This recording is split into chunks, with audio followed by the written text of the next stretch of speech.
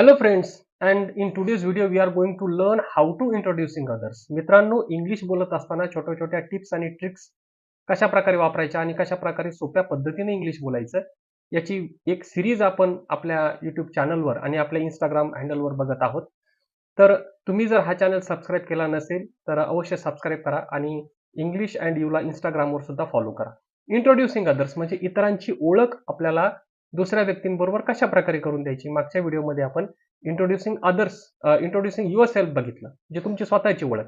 आता आपण बघत आहोत इंट्रोड्युसिंग अदर्स. चला तर आपल्या या व्हिडिओला सुरुवात करूया आपण. बघा, इथे तुम्हाला एक पिक्चर दिसतंय आणि या पिक्चरमध्ये दुसऱ्यांची ओळख आपण कशा प्रकारे करून देऊ शकतो ते इथे सांगितलं. For example, the first golden rule is given here. Always mention the more senior or important person's name first to show respect. म्हणजे जर आपण ओळख करून देत आहोत दोन व्यक्तींची, त्या व्यक्तीमध्ये सिनियर व्यक्ती जे आहे, त्या सिनियर व्यक्तीची जी ओळख आहे ती अगोदर ज्युनियरशी करून द्या. म्हणजे एक रिस्पेक्ट त्या व्यक्तीला आपण तशा प्रकारे देतो. इन्फॉर्मल आणि फॉर्मल दोन पद्धतीने आपण बोलू शकतो, ओळख करून देऊ शकतो.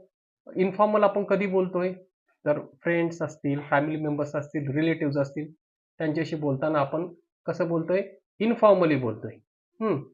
आणि फॉर्मल आपण कधी बोलतोय, आपले कलिग्स असतील, टीचर्स असतील, प्रिन्सिपल, ऑफिसमधले बॉस इत्यादी असतील, तर आपण त्यांच्याशी फॉर्मल स्टाईलने बोलतोय.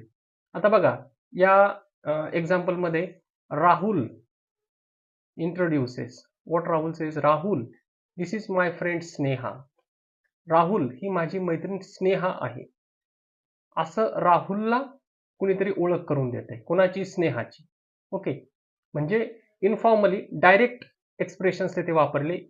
तर इन्फॉर्मली आपल्याला बोलायचं असेल तर सिंपल फ्रेजेस आपण वापरले पाहिजे. सिंपल वर्ड्स, व्होकॅब्युलरी आपण वापरली पाहिजे.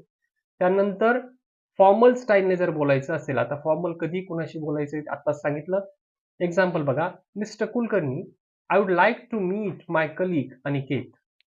मिस्टर कुलकर्णी, मला तुमची ओळख माझे सहकारी अनिकेत यांच्याशी करून द्यायला आवडेल. बघा, फॉर्मल आहे, म्हणजे जी व्यक्ती ओळख करून देत आहे, कुणाची करून देत आहे? अनिकेतची. कुणाबरोबर? मिस्टर कुलकर्णीची.